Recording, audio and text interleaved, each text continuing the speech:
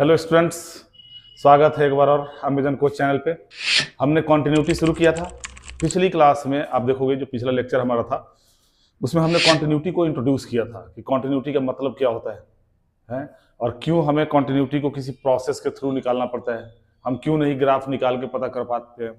आज हम ज्योमेट्रिकली भी दिखाएंगे आपको कॉन्टिन्यूटी का मतलब कैसे सॉल्व करते हैं, सीबीएसई एग्जाम के लिए कैसे सॉल्व करोगे ये भी दिखाएंगे, और जो कॉम्पिटिटिव की बच्चे तैयारी करते हैं वो कॉन्टिन्यूटी के क्वेश्चन को कैसे सॉल्व करते हैं ये भी दिखाएंगे। उसके बाद हम दिखाएंगे कि कॉन्टिन्यूटी के क्वेश्चंस को सॉल्व करने के दौरान लिमिट की जरूरत क्यों पड़ती है, कब पड़ती है, लिमिट के कंसेप्ट क्यों लगाने पड़ते हैं। तो सपोज कर लो अगर आपको एक क्वेश्चन मिला, तो बच्चों हमने एक क्वेश्चन लिया है यहाँ पे, आप देखोगे यहाँ पे क्वेश्चन लिया है कि discuss the continuity for a function f(x) = x + 2 if x < 0 और x² if x > 0 at x = 0। पहले पढ़ना सीखो, इसका मतलब क्या हुआ। हमें जीरो पे, ये जीरो जो हो गया ये सेंट्रल पॉइंट हो गया, हमें जीरो पे कॉन्टिन्यूटी का पता लगाना है, यानी x का वैल्यू जहां पे जीरो होगा उसके ऊपर पता लगाना है कि ये फंक्शन टूटा हुआ होगा या नहीं टूटा होगा। अब यहाँ देखो क्या लिख रहा है, यहाँ लिख रहा है कि अगर x की वैल्यू 0 या उससे कम हो तो हमें इसे यूज करना है, और अगर x की वैल्यू 0 से बड़ी हो तो हमें x² को यूज करना है। मतलब क्या हुआ, सपोज कर लो आपको अगर f-2 निकालना है तो ये -2 किस रेंज में आएगा, मतलब इसमें आएगा या इसमें आएगा, 0 से कम में आएगा, यानी -2 यहां डालोगे, तो जब -2 डालोगे x की जगह पे तो -2 + 2, -2 + 2 कितना आ गया 0। और अगर वही मान लो कि f5 निकालना है, अब ये 5 किस में आएगा, 0 से बड़ा में आएगा ना, इसमें आएगा, 5 तो 0 से बड़ा होता है, तो अब ये 5 कहां डालोगे, तो यहां डालोगे, यानी 5 का स्क्वायर 25। f-2 की वैल्यू 0, f5 की वैल्यू 25। हम आपको ये बता रहे हैं कि इसका मतलब क्या हुआ, जो फंक्शन लिखा हुआ है x अगर 0 से कम होगा, 0 से अगर कम होगा, माइनस का 0.999 भी अगर है तो भी आपको इसी में डालना है, और x अगर 0 से बड़ा हो गया, 0.0001 भी हो गया तो आप वैल्यू इसमें डालोगे। इसका मतलब ये हुआ। अब देखो जो बच्चे कॉम्पिटिटिव के लिए तैयारी करते हैं वो कुछ भी सॉल्व नहीं करेंगे, पता है क्या करेंगे, इस 0 को उठा के इसमें डाल देंगे। 0 को डालने पे क्या आ रहा है, 0 + 2 क्या आएगा 2 आएगा, यानी लेफ्ट हैंड लिमिट हो गया 2, और फिर इस 0 को यहां डाल देंगे तो 0 का स्क्वायर कितना हो जाएगा 0, यानी राइट हैंड लिमिट कितना हो गया 0, लेफ्ट हैंड लिमिट 2 हो गया, राइट हैंड लिमिट 0 हो गया, दोनों बराबर नहीं है, इसका मतलब फंक्शन डिसकंटिन्यूअस है। तुम कहोगे तो बड़ा आसान है सर, लेकिन बेटा हर क्वेश्चन में ऐसे काम नहीं चलेगा कि यहां से सेंट्रल पॉइंट उठाया और डाल दिया। दिक्कत कब पैदा होती है, जैसे ही सेंट्रल पॉइंट डालोगे मीनिंगलेस फॉर्म आ जाएगा, 0/0 आ जाएगा, ∞/∞ आ जाएगा, ∞−∞ आ जाएगा, 0 × ∞ आ जाएगा, कोई सा भी मीनिंगलेस फॉर्म आ जाएगा। ऐसी कंडीशन में क्या करना पड़ेगा, तो ऐसी कंडीशन में आपको लिमिट का कंसेप्ट लगाना पड़ेगा। लिमिट का जो कंसेप्ट होता है हम पढ़ाएंगे, अभी ब्रीफ में आपको बताएंगे। पिछली क्लास में आइडेंटिटीज बता दिया था कि कौन कौन से फॉर्मूले हैं, उनको अप्लाई करना सिखाएंगे, लेकिन पहले छोटे क्वेश्चन सीखो। आप जब एनसीईआरटी के क्वेश्चंस करोगे ना, उनमें शुरुआत में तो स्टार्टिंग में छोटे छोटे क्वेश्चंस है। अगर यही क्वेश्चन आ गया, मान लो 2 नंबर का आ गया तुम्हारे एग्जाम में आ गया, तो इसको लिखना सीखो। कैसे लिखोगे दिखाते हैं हम तुम्हें, इसका सॉल्यूशन देखो। सबसे पहले कॉन्टिन्यूटी में मैंने क्या बताया था, आप सेंट्रल पॉइंट पे फंक्शन का वैल्यू निकालो, उसके बाद LHL निकालो, उसके बाद RHL निकालो। अगर तीनों पे वैल्यू सेम आता है इसका मतलब आपका फंक्शन कंटिन्यूअस है, और अगर एक भी वैल्यू डिस्टिंक्ट आ गया तो आपका फंक्शन क्या होगा, डिसकंटिन्यूअस। इस चीज को समझने के लिए आप पिछला लेक्चर देखो, पिछला जो हमने इंट्रोडक्शन ऑफ कॉन्टिन्यूटी डाला है उसमें ये सारी चीजें एक्सप्लेन करके मैंने बताई है कि ऐसा क्यों होता है, ग्राफ करके दिखाया है, ग्राफ बना के दिखाया है कि तीनों में से अगर एक डिफरेंट हो गया तो इसका मतलब क्या हुआ, है ना। तो देखोगे तो ज्यादा क्लियर समझ में आएगा। अब यहां जाओ, इस क्वेश्चन को मैं सॉल्व करना सिखाता हूं। सबसे पहले हम निकालेंगे f0, सेंट्रल पॉइंट पे इस फंक्शन का वैल्यू, कि अगर x 0 के बराबर हो तो फंक्शन का वैल्यू क्या होगा। अब देखो इस 0 को कहां डालोगे, कहां है, बराबर का साइन कहां पे है, यहां पे है। x 0 के बराबर या उससे छोटा हो तो हमें इसे यूज करना है, यानी इस 0 को कहां डालोगे, इसमें डालोगे। 0 + 2 बराबर कितना आ गया 2, यानी ये फंक्शन सेंट्रल पॉइंट पे वैल्यू क्या दिया 2। लिखना सीखो। अब लेफ्ट हैंड लिमिट कैसे लिखते हैं, जब लेफ्ट हैंड लिमिट निकालोगे तो ऐसे लिखोगे, लिमिट x टेंस टू, ये सेंट्रल पॉइंट ले लो और इसके सिर पे, हेड पे माइनस लगा दो। इसका मतलब होता है कि x is less than, slightly less than 0, 0 से थोड़ा सा छोटा है, यानी x की वैल्यू माइनस का 0.0001 है, माइनस का।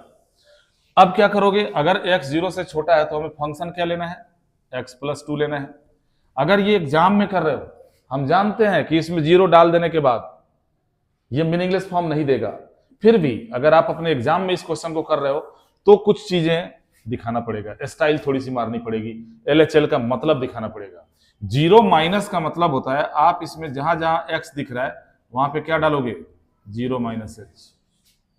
ध्यान दो सूरज, इधर ध्यान दो, 0 माइनस h। अब जहां जहां तुम्हें, और 0 माइनस h में ये h क्या है, बहुत ही छोटी संख्या है, h approximately equal to 0, where h क्या है, approximately equal to 0, x tends to 0, h approaches to 0। Okay, तो अब क्या होगा, हमारा नया लिमिट हो जाएगा लिमिट h टेंस टू 0, और जहां जहां x दिख रहा है वहां पे तुम क्या डाल दोगे, 0 माइनस h। इस x की जगह पे डाल दिया 0 माइनस h और प्लस में डाल दिया 2। जैसे ही आप इसमें लिमिट 0 डालोगे, ये क्या मिलेगा, h की जगह पे अब जैसे ही 0 डालोगे यहां पे आपको क्या मिलेगा, 2 मिलेगा। सेंट्रल पॉइंट का वैल्यू 2, लेफ्ट हैंड लिमिट का वैल्यू 2। बच्चों का उत्साह बढ़ता है, लग रहा है कि ये कॉन्टिन्यूअस होगा, लेकिन हम तो पहले ही आपको चेक करके दिखा चुके हैं कि जो कॉम्पिटिटिव वाले हैं वो क्या करते हैं, वो सीधे लिमिट डाल देंगे, ये पता लगाने के लिए कि कॉन्टिन्यूअस है कि नहीं। ऐसा क्वेश्चन तो नहीं आएगा ना, ये क्वेश्चन, ये कंसेप्ट यूज होगा, किसी बड़े क्वेश्चन में यूज होगा, तो वहां इतना लिखने का किसको समय मिलता है, लेकिन आपको सीबीएसई एग्जाम्स के लिए ये लिख के दिखाना पड़ेगा। अब आप निकालोगे right hand limit. Right hand limit को लिखने का तरीका क्या होता है, इसको लिखने का तरीका होता है लिमिट x टेंस टू 0 के हेड पे प्लस। याद रखना, लेफ्ट हैंड लिमिट लिखोगे जो भी सेंट्रल पॉइंट दिया होगा उसके हेड पे माइनस, राइट हैंड लिमिट लिखोगे जो भी सेंट्रल पॉइंट दिया होगा उसके हेड पे प्लस। ये राइट हैंड लिमिट हो गया, और 0 प्लस का मतलब x 0 से बड़ा हो गया। अब पढ़ो इस पंक्ति, और ये देखो कि अगर x 0 से बड़ा है तो हमें क्या लेना है, तो अगर x 0 से बड़ा है तो हमें क्या लेना है, x का स्क्वायर लेना है। अब लिमिट चेंज करो, यहां पुट करोगे x is equal to 0 plus h, और h टेंस टू मिल गया 0। आ जाओ, इधर आ जाओ, तो नया लिमिट हमारा क्या बनेगा, नया लिमिट बनेगा लिमिट h टेंस टू 0, और जहां x दिख रहा है वहां पे 0 प्लस h डाल दो, 0 प्लस h का होल स्क्वायर। अब जैसे ही यहां पे h के जगह पे 0 डालोगे, 0 प्लस 0 क्या हो जाएगा, 0, और 0 का स्क्वायर कितना आ जाएगा, 0। अब देखो सेंट्रल पॉइंट पे वैल्यू क्या था, 2, LHL कितना मिला, 2, लेकिन RHL कितना मिल गया, डिफरेंट आ गया, एक वैल्यू डिफरेंट आ गया। इसका मतलब ये हुआ कि ये जो भी फंक्शन है 0 पे टूटा हुआ है। यानी आप यहां पे लिखोगे लेफ्ट हैंड लिमिट बराबर था सेंट्रल पॉइंट के यानी f0 के, मगर ये बराबर नहीं हुआ राइट हैंड लिमिट के। इस देयरफॉर f जो होगा, हमारा फंक्शन जो होगा, f will be discontinuous at x is equal to 0, यानी x इज इक्वल टू 0 पे ये जो भी फंक्शन दिया हुआ है ये डिसकंटिन्यूअस है, इसका ग्राफ 0 के ऊपर टूटा हुआ होगा। अब मैं इसको जियोमेट्रिकली दिखाता हूं, आपको एकदम लाइव दिखेगा कि रियली में 0 के ऊपर इसका ग्राफ टूटा हुआ है जब इस फंक्शन का हम ग्राफ बनाएंगे। यहां देखो, अब हम जियोमेट्रिकली आपको दिखाते हैं, एग्जाम में आपको इतना ही करना पड़ेगा। ग्राफ कैसे बनाते हैं, तो ग्राफ बनाने के दौरान fx को y यूज किया करो, fx और y ही तो होता है fx, यानी यहां पे लिखोगे y is equal to x plus 2, y is equal to x plus 2, और इसे किस इलाके में बनाना है, जिधर x 0 या उससे छोटा होता हो। एक ग्राफ तो इसका बनेगा, फंक्शन का जब ग्राफ बनाते हैं ना, देखो ये लाइन है और 10th में जब लाइन के ग्राफ बनाते थे तो इसका कोई लिमिटेशन तो होता नहीं था, कोई लेंथ होता नहीं था, जितना मर्जी लंबा ड्रॉ कर दो। लेकिन फंक्शन का जब ग्राफ बनाते हो तो एक दायरा होता है। भाई अब तुम पाकिस्तान के बॉर्डर में घुसोगे तो गोली खाओगे, तो इसका भी एक बॉर्डर होता है, उस बॉर्डर का उल्लंघन करोगे तो गोली खाओगे, मतलब तुम्हारा ग्राफ गलत हो जाएगा। तुम्हें इस लाइन को उसी इलाके में ड्रॉ करना है जिधर x 0 से छोटा होता है। और दूसरा क्या बनेगा, y is equal to x square, ये कर्व है। दूसरा y is equal to x square बनेगा, किस इलाके में बनेगा, जिधर x 0 से बड़ा होता है। चलो हम बनाते हैं, यहां पे हम एक टेबल बना लेते हैं। ये टेबल हमने बनाया, ये x हो गया, ये y हो गया। x को जब 0 डालोगे तो y मिलेगा 2, और x को 0 से कम डालना है तो अगर -2 डाल दोगे x की जगह पे तो y क्या मिलेगा, 0 मिलेगा। इनफ है। ग्राफ देख लो यहाँ पे, पहले इसका ग्राफ हम ड्रॉ करके दिखा देते हैं तुम्हें। ये हमारा y एक्सिस हो गया और ये x एक्सिस हो गया, ये x एक्सिस हो गया, ये y एक्सिस हो गया, ये -1 -2 1 2 3 -3 1 2, जैसे 10th में ग्राफ बनाते थे। ये 0 2 पॉइंट कहां पे होगा, 0 2 पॉइंट ये रहा 0 2 पॉइंट, और -2 0 कहां पे होगा, ये रहा -2 0। पहले इन दोनों को जोड़ दो, कई सारा काम करना पड़ेगा इस ग्राफ में, ध्यान से देखते रहो। सबसे पहली बात, ये बराबर का साइन दिख रहा है, 0 के साथ बराबर का साइन दिख रहा है, यानी ये जो 0 वाला पॉइंट हमने लिया 0 2, इसको हॉलो नहीं छोड़ना, इसमें भूस भर देना है, इंक भर दो। अब देखो कि इस लाइन को इधर बढ़ाना है या नीचे की तरफ बढ़ाना है, नीचे की तरफ। बिल्कुल सही जवाब, न्यांशु का जवाब बिल्कुल सही है, क्योंकि इसे उस इलाके में बढ़ाना है जिधर x 0 से कम होता है, और x 0 से कम इस इलाके में होता है, यानी इसी इलाके में इसका दायरा है, यानी इस लाइन को नीचे की तरफ बढ़ा दोगे, इधर बढ़ा दोगे। ये हमने बना दिया किसका graph, y is equal to x plus 2 का। चलो अब इसको बनाते हैं, देखते हैं कनेक्टिविटी बनती है कि नहीं बनती है। ये x square is equal to y जो देख रहे हो, ये आपने पढ़ा होगा 11th क्लास में, कोनिक सेक्शन के अंदर पैराबोला पढ़ा होगा। X square is equal to y, इसका ग्राफ कैसा बनेगा, अभी जस्ट एरिया टॉपिक में भी मैंने पढ़ाया है। Symmetric about y axis, x square है तो वाई के ऊपर बनेगा, याद करो। और यहां प्लस का साइन है तो ओपनिंग किधर होगा, अपवर्ड होगा, यानी वाई एक्सिस पे बनेगा, इसका वर्टेक्स हो जाएगा 0 0 पे, ये रहा 0 0 पे, और अपवर्ड ऊपर की तरफ बनाना है, लेकिन किस इलाके में बनाना है, जिधर x 0 से बड़ा होता है, और x 0 से बड़ा किधर होगा, इधर।